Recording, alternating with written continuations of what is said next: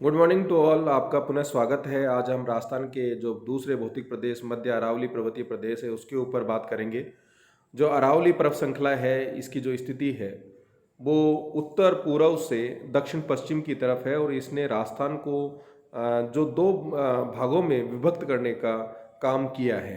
जब हम डायरेक्शन की बात करते हैं तो क्योंकि आप भूगोल के विद्यार्थी हो तो आपको जो दिशाएं हैं किसी भी भाग की उसके बारे में पता होना बहुत ज़रूरी है।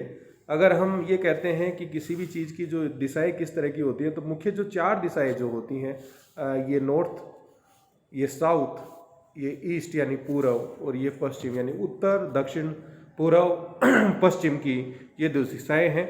अब जब हम अरावली पर्वत श्रृंखला के विस्तार की जब हम बात करते हैं तो इसका जो विस्तार है इस तरह से हमें देखने को मिलता है और ये जो डायरेक्शन को शो करता है वो डायरेक्शन जो होती है ये नॉर्थ ईस्ट और ये साउथ वेस्ट। इसीलिए हम ये कहते हैं कि अरावली पर्वत श्रृंखला जो है उत्तर पूर्व से दक्षिण पश्चिम की तरफ दिल्ली से गुजरात में पालनपुर तक इसका विस्तार हमें देखने को मिलता है।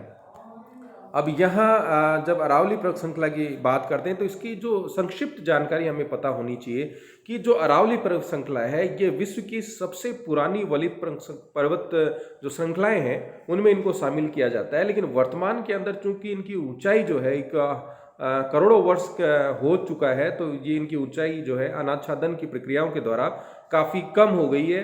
जब हम अनाच्छादन की बात करते हैं तो वो भी मैं आपको यहीं पे थोड़ा सा एक्सप्लेन करना चाहूँगा। अनाच्छादन वह प्रक्रिया होती है जिसके अंदर अपक्षय और अपर्दन दो प्रक्रियाएं शामिल होती है। अपक्षय का मतलब ये होता है कि जो चट्टानें होती हैं वो टूटकर उसी स्थान पर स्व स्थाने गिर जाती है, जबकि अपक्षय एक गतिक प्रक्रिया है, जबकि अपर्दन एक गतिक प्रक्रिया है। अपक्षय के अंदर मूवमेंट नहीं होता है। तो लंबे समय तक अपर्दन और अपक्षय की प्रक्रियाओं के द्वारा ये जो अरावली पर्वत श्रृंखला है इसकी ऊंचाई काफ़ी कम हो गई है। इसका जो निर्माण था वो 65 करोड़ वर्ष पूर्व धारवाड़ युग या ये कहेंगे प्री कैम्ब्रियन कल्प के अंदर इसका हुआ था। जब हम विस्तार की बात करते हैं तो यहाँ डायग्राम के अंदर भी हमने आपको बताने की कोशिश की है कि इसका जो विस्तार है दिल्ली से लेके गुजरात की जो पालनपुर जो शहर है या डिस्ट्रिक्ट है वहाँ तक इसका जो विस्तार है वो देखने को मिलता है। ये जो कुल विस्तार जो है वो 692 किलोमीटर दूरी तक फैला हुआ है। अब इसमें 692 किलोमीटर में से केवल राजस्थान के अंदर विस्तार की जब हम बात करते हैं ये टोटल लंबाई है अरावली पर्वत श्रृंखला की, और राजस्थान के अंदर इसका जो विस्तार है टोटल वो 550 किलोमीटर या 550 किलोमीटर तक देखने को मिलता है, जिसका विस्तार खेतड़ी झुंझुनू से सिरोही के माउंट आबू तक इसका विस्तार 550 किलोमीटर है। अगर 692 किलोमीटर जो इसकी टोटल लंबाई उसकी बात करते हैं तो दिल्ली में रायल सेना जो की पहाड़ियां हैं वहां से लेकर गुजरात के जो पालनपुर खेड़ ब्रह्म जो जगह है वहां तक इसका विस्तार हमें देखने को मिलता है। लेकिन अरावली पर्वत श्रृंखला जो है उसका 80% जो एरिया है वो राजस्थान के अंतर्गत आता है। अरावली राजस्थान के 9% एरिया को कवर करती है। पूर्व के अंदर चार्ट में हमने बताया भी था कि इस 9% क्षेत्र के अंदर राजस्थान की कुल जनसंख्या की 10% जनसंख्या निवास करती है। और इसका जो विस्तार है वो 13 जिलों के ऊपर देखने को मिलता है। उदयपुर, चित्तौड़, राजसमंद, डूंगरपुर, प्रतापगढ़, भीलवाड़ा, सीकर, झुंझुनू, अजमेर, सिरोही, अलवर, पाली, जयपुर। तो आपको जब हम ये कहते हैं कि 13 जिले हैं तो आपको नक्शे में भी उन चीज़ों को देखना चाहिए कि क्या इन जिलों के अंदर कौन कौन सी जो पहाड़ियां हैं जो अरावली पर्वत श्रृंखला है उसका पार्ट रही हैं। समुद्र तल से ऊंचाई की जब हम बात करते हैं तो अरावली पर्वत श्रृंखला की जो औसत जो ऊंचाई है वो 930 मीटर है, और सबसे अरावली पर्वत श्रृंखला की जो सर्वाधिक जो चौड़ाई व ऊंचाई की जब हम बात करते हैं तो वो जो दक्षिण पश्चिम में से ज़्यादा होती है, उत्तर पूर्व की तरफ हम जब जाते हैं तो वो कम होती जाती है। यही कारण है कि जो सिरोही डिस्ट्रिक्ट है वहाँ पर सर्वाधिक जो अरावली की जो ऊंचाई है वो देखने को मिलती है। गुरु शिखर जो 1722 जो मीटर है उतनी ऊंचाई के ऊपर वो स्थित है। अब अरावली का जो सर्वाधिक विस्तार की बात करें राजस्थान के अंदर कौन सा जो डिस्ट्रिक्ट है जिसके अंदर उसका सबसे ज़्यादा विस्तार देखने को मिलता है तो अरावली का सर्वाधिक जो विस्तार है उदयपुर जिले में देखने को मिलता है, जबकि सबसे कम जो अरावली का जो विस्तार है वो अजमेर जिले के अंदर हमें देखने को मिलता है। अब यहाँ हमने इस डायग्राम से अरावली जो पर्वत श्रृंखला है उसको हमने 3 भागों में डिवाइड किया है। आप ये ऊपर का देख लीजिए, जिसको हम कहते हैं कि उत्तर पूर्वी अरावली जो भाग है वो, जिसको हम अलवर रेंज के नाम से जानते हैं, जबकि मध्य अरावली की जब बात करते हैं हम, तो उसको सेंट्रल अरावली या अजमेर वाला जो पार्ट है वो इसके अंतर्गत शामिल होता है। और फिर हम जब दक्षिण अरावली की बात करते हैं तो दक्षिण अरावली का जो दक्षिण पश्चिमी जो भाग है उसको हम आबू ब्लॉक के नाम से जानते हैं, जो ये पिंक कलर में हम दिखा रहे हैं। और जबकि सुदूर दक्षिण की तरफ जो अरावली का जो भाग राजस्थान के अंदर है उसको मेवाड़ रॉकी रीजन के नाम से या बैराट प्लेटू जो है उसके नाम से हम यहाँ पर जानते हैं। अब इसके बाद इस अरावली का जो वर्गीकरण जब हम करते हैं तो इसको अरावली को जब हमने 3 भागों में डिवाइड किया, इस डायग्राम के अंदर भी आपको दिखाया कि 1 2 3, तो उत्तरी जो अरावली है उसका जो विस्तार है 7 जिलों विशेषकर जयपुर, अलवर, सीकर, झुंझुनू, दौसा और करौली, सवाई माधोपुर में देखने को मिलता है। जबकि मध्य अरावली का जो विस्तार है वो अजमेर व नागौर में देखने को मिलता है। और दक्षिण अरावली 9 जिलों के अंदर इसका विस्तार देखने को मिलता है, राजसमंद, भीलवाड़ा, पाली, सिरोही, चित्तौड़, प्रतापगढ़, डूंगरपुर, बांसवाड़ा, उदयपुर के अंदर। अब जब उत्तरी अरावली की हम बात करते हैं तो उत्तरी अरावली, जैसा कि हमने कहा कि इन डिस्ट्रिक्ट्स के ऊपर हमें देखने को मिलती है, तो यहाँ इसकी जो सबसे ऊंची चोटी है उत्तरी अरावली की वो रघुनाथगढ़ है, जो 1055 मीटर है और जो कि सीकर के अंदर स्थित है। और शेखावटी में जो अरावली की जो पहाड़ियाँ हैं उनको जो स्थानीय स्तर पर मल खेत के नाम से या पल खेत के नाम से उनको जाना जाता है। इसकी जो आकृति है, जो उत्तरी अरावली की जो आकृति है वो भेड़ की पीठ नुमा है। और हर्ष की पहाड़ियाँ जो कि हम जानते हैं कि सीकर में स्थित है, वहीं पर जीर्ण माता का मंदिर भी है, रेवासा धाम भी है। रेवासा व कोछोर जो खारी पानी की जो झीलें हैं उनकी स्थिति भी जो सीकर जो जिला है वहाँ देखने को मिलती है।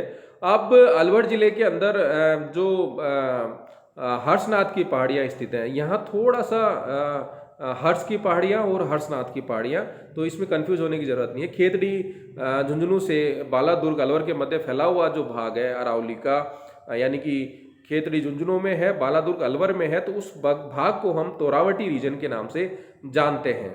अलवर में चाहे भानगढ़ की बात कर लीजिए, के अंदर जो भानगढ़ के अंदर जो पहाड़ियाँ हैं वो उदयनाथ की पहाड़ियों के नाम से जानी जाती है। और उदयनाथ की जो पहाड़ी हैं वहीं से जो रूपारेल जो नदी है उसकी उत्पत्ति होती है।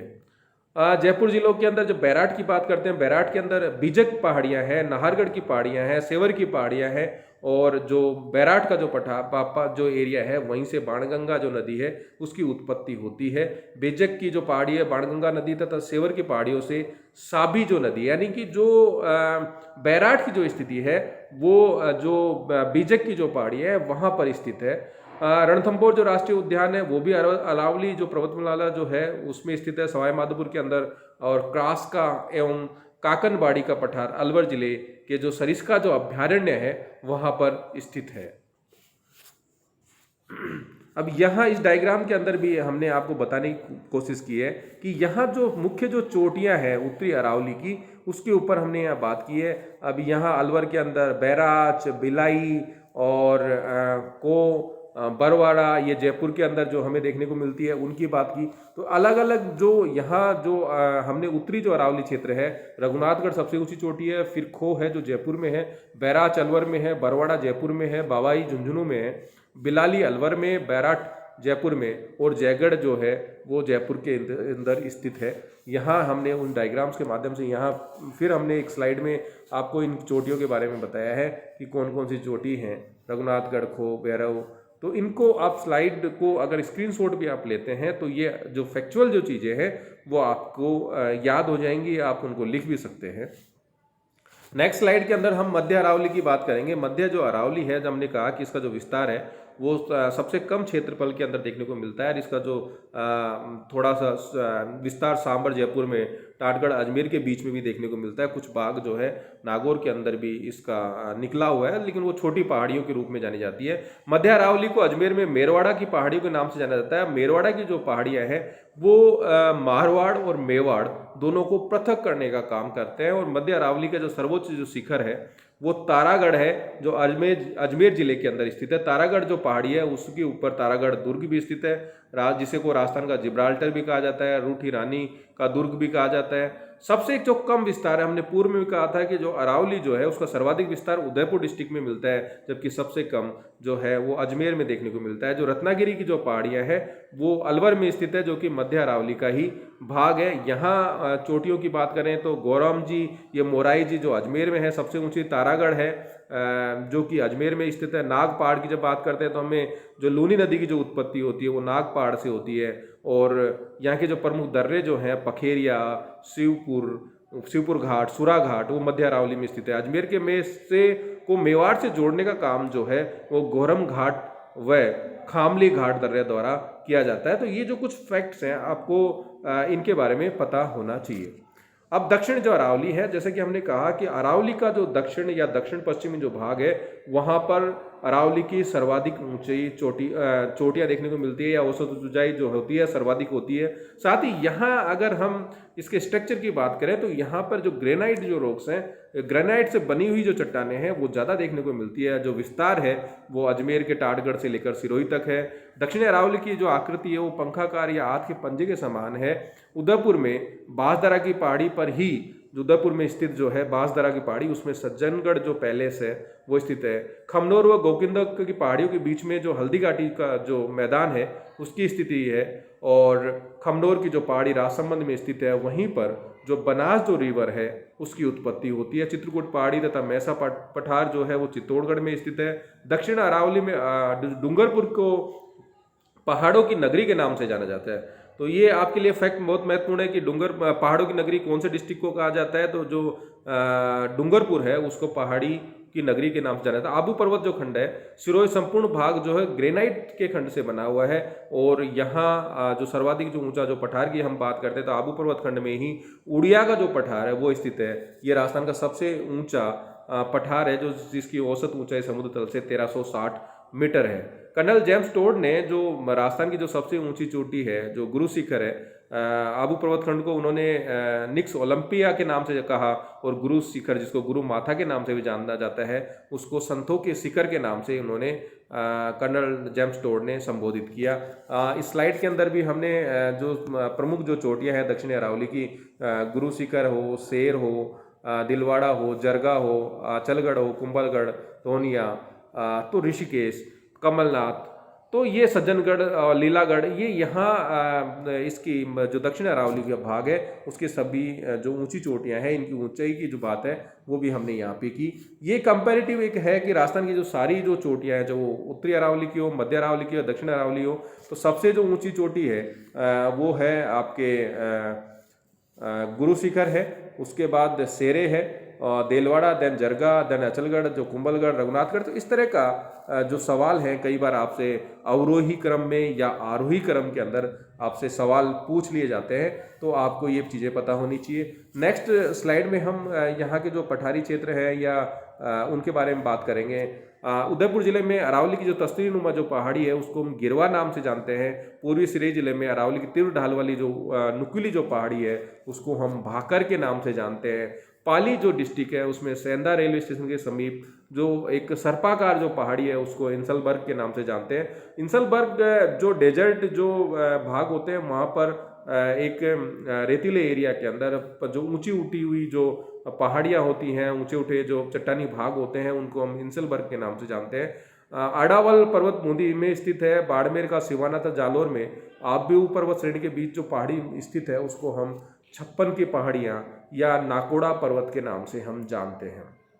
कुंभलगढ़ जो कि राजसमंद में है, गोकुंदा उदयपुर है, उसके बीच के अंदर जो पठारी भाग है उसको हम बोराट के पठार के नाम से जानते हैं। उदयपुर में जो जरगा से रागा के मध्य जो पठार है उसको देश हरो के पठार के नाम से जानते हैं। मोर मगरा की पहाड़ियों के बीच चित्तौड़गढ़ जिले में स्थित मैसा का पठार स्थित है। उदयपुर जिले में जयसमंद झील के पूर्व किनारे पर स्थित लसाड़िया का पठार है। भीलवाड़ा जिले में ऊपरमाल के पठार के पश्चिम में बिजासन का जो पठार है।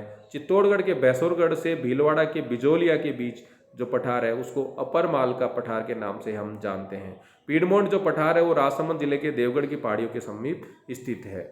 यहाँ कुछ दर्रे जो कि अरावली पर्वत श्रृंखला में स्थित हैं उनकी हमने बात की। कई बार आपसे फैक्चुअल सवाल पूछे जाते हैं कि कौन सा दर्रा कहाँ पे है, तो उदयपुर के अंदर ढेबर नाल है, केवड़ा की नाल है, फुलारी की नाल है, हाथी की नाल है, और राजसमंद के अंदर हाथीगुड़ा की नाल है, पगल्या, जिलवा, चिरवा की नाल, जिनको अलग अलग नाम से जानते हैं। राजसमंद पाली में स्थित है। खमली घाट, कमली घाट राजसमंद में है। गोरम घाट राजसमंद में है। देसूरी की नाल पाली जिले में है। बरका नाल पाली, बर, अजमेर, ब्यावर में है। सुरा नाल अजमेर में है। तो अरावली के अंदर अगर हम दर्रों की बात करें तो सर्वाधिक जो नाल है या जो दर्रे हैं वो सर्वाधिक जो है राजसमंद में देखने को मिलती है। सोम, मानसी और वाकल फुलवारी के नाल से ही जो सोम जो नदी है और मानसी और वाकल फुलवारी के नाल से ही प्रवाहित होती है। तो यहाँ आज हमने जो मध्य अरावली है उसके ऊपर एक चर्चा की, जिसके अंदर इसके बारे में अगर आपसे सवाल पूछा जाता है तो आपको डायग्राम बनाना पड़ेगा। डायग्राम के माध्यम से ही हम उन चीज़ों को प्रॉपर एक्सप्लेन कर सकते हैं। और अब जब हम अरावली की, कई बार ये सवाल पूछा जाता है कि इसका ज्योग्राफिकल इंपॉर्टेंस क्या है, या आर्थिक क्लाइमेटिक दृष्टिकोण से क्या इंपॉर्टेंस है, बायोडाइवर्सिटी की दृष्टि से क्या इंपॉर्टेंस है, जलवायु दृष्टि से क्या इंपॉर्टेंस है, तो उसके ऊपर भी हम यहाँ पे थोड़ी सी चर्चा करेंगे। जब हम जलवायु दृष्टिकोण की बात करते हैं तो हमने आपसे पूर्व में भी कहा था कि राजस्थान को पश्चिम और पूर्वी भागों में बांटने का काम दो कारक करते हैं। एक जलवायु कारक करता है और एक जो भौगोलिक कारक है। भौगोलिक जो कारक है उसमें अरावली पर्वत श्रृंखला जो है उसने राजस्थान को दो भागों में डिवाइड किया है। जबकि जलवायु की जब हम बात करते हैं तो आपसे कहते हैं कि 50 सेंटीमीटर की जो वर्षा रेखा है वो राजस्थान को दो भागों में डिवाइड करती है, और उसकी जो स्थिति है अरावली जो पर्वत श्रृंखला है उसके पैरेलल में है।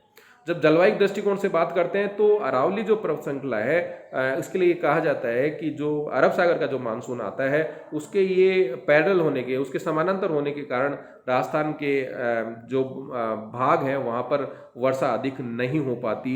साथ ही दक्षिण के अंदर इसकी ऊंचाई ज़्यादा होती है, उदयपुर, सिरोही, तो वहाँ जो मानसून आता है उससे टकराता है, वहाँ बारिश ज़्यादा करता है। लेकिन उसके समानांतर होने के कारण हवाएं इससे बिना टकराए ही उसके समानांतर होकर बह के चली जाती हैं, जिससे कि शुष्कता की स्थिति यहाँ देखने को मिलती है। दूसरी ये कहा जाता है कि अगर इसकी स्थिति पश्चिम से पूर्व की तरफ होती तो राजस्थान के अंदर जो अरब सागर से अच्छी मानसून यहाँ पर होती। लेकिन फिर भी अगर इसका विस्तार कहाँ होता, मध्य में होती, तो अगर पश्चिम से पूर्व भी होती तो दक्षिण भाग में वर्षा अच्छी होती, जो कि जो उसका उत्तरी भाग है वो रेन शेडो के अंतर्गत आता है। ऐसी स्थितियाँ होती तो। लेकिन अरावली की स्थिति भले ही उत्तर पूर्व से दक्षिण पश्चिम है, लेकिन जो बंगाल की खाड़ी से जो मानसून आती है उसके लिए ये बिल्कुल उसके समकोण पे स्थित होने के कारण, उनके कारण ये उन हवाओं को रोकती है और उसके कारण जो वर्षा होती है वो अधिक होती है। लेकिन साथ ही जो अरावली पर्वत श्रृंखला के विस्तार से जो पश्चिम के अंदर जो मरुस्थलीय भाग है उसका जो विस्तार राजस्थान के पूर्वी भागों की तरफ हो रहा था उसको रोकने के अंदर भी इसने महत्वपूर्ण भूमिका निभाई है। अरावली जो पर्वत श्रृंखला है उसको खनिज के दृष्टिकोण से महत्वपूर्ण है, और राजस्थान के जो अधिकांश जो खनिज संसाधन है वो अरावली के जो पर्वतपातीय क्षेत्र हैं वहीं पर हमें देखने को मिलते हैं। साथ ही दक्षिण अरावली, मध्य अरावली की बात कर लीजिए या उत्तरी अरावली, यहाँ पर राजस्थान के जो वनस्पति जो है वो सघनता से देखने को मिलती है। तो यहाँ पर जो जैव विविधता जो है वो सर्वाधिक देखने को मिलती है। यहाँ पे वन्य जीवों का संरक्षण, इसीलिए अलवर के अंदर चाहे सरिस्का अभ्यारण्य हो, सवाई माधोपुर के अंदर रणथंभौर अभ्यारण्य हो, या आबू खंड के अंदर जो सेंचुरीज हो, उनकी स्थिति अरावली पर जो पर्वत श्रृंखला है उसी के ऊपर स्थित है। इस तरह से जो अरावली पर्वत श्रृंखला है वो राजस्थान के अंदर आर्थिक जलवायु दृष्टिकोण से अपनी एक महत्वपूर्ण भूमिका निभाती है। धन्यवाद।